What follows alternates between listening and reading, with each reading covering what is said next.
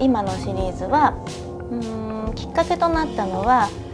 ベルリンに滞在してアトリエを借りて絵画制作をした時に偶然目に入ったアトリエの床の汚れたシミが、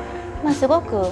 絵画のように見えて、それを、抽象画に表現したところから、このシリーズをもう少し深めていきたいなと思って、気にしないと通り過ぎてしまうような、よくあるひび割れだったり床や壁の汚れなどを着目するようになって、それをよく見て写真に収めると絵画のように見えてきたり、絵画として表現したいなという気持ちが自然と現れて、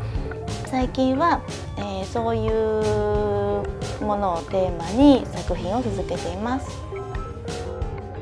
結構その時によって激しく割れてるものが美しく感じる日もあれば、自然に柔らかく砕けてるような質感のものがドキッてする時もあって、特に難しい理由はなくて、ただその時の自分が感じ取っていいなと思った瞬間や出会いを大事にして取りためるようにしています。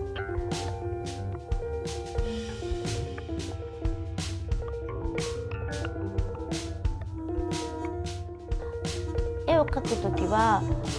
無意識にいつも自分が感じ取っているものやら何か影響しているものがきっと日常生活であるとは思うけど、ただ手がどちらかといえば自然に手が動いたり自然に色を選んでいたり、初めにこういうものを作りたいと思うことはあまりなくて、手が勝手に動いてできていくっていう感覚なので、口で説明するのがとても難しくて、体が先に動きます。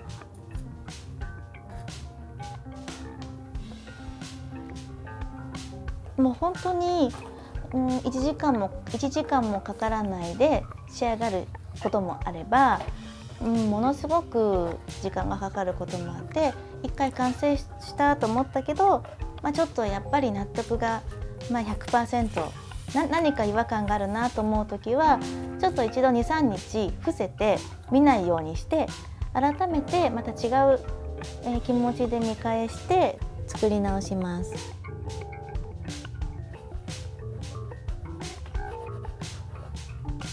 筆を買い揃えてとか絵の具の画材を買い揃えとか、もともとあんまりそういう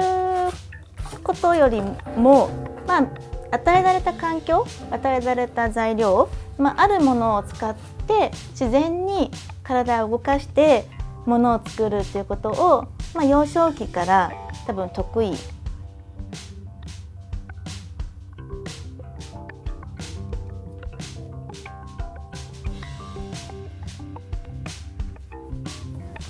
だいたいあまり筆を使わなくて、直接指や手や、あとは絵の具のチューブから直接キャンバスに、体を使った表現、そういうことを大事にしています。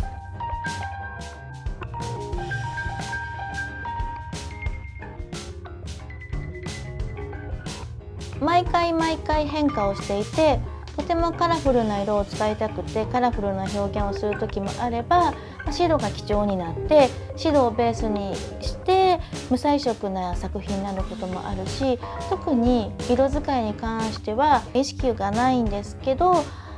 自然と選ぶ色は、暖色、明るいピンクとか暖色を使うことが多いけど、たくさんのことを一度に頭の中で考えてたりとか、色を結構ぐちゃぐちゃに混ぜて偶然にできた色を楽しむことが多いです。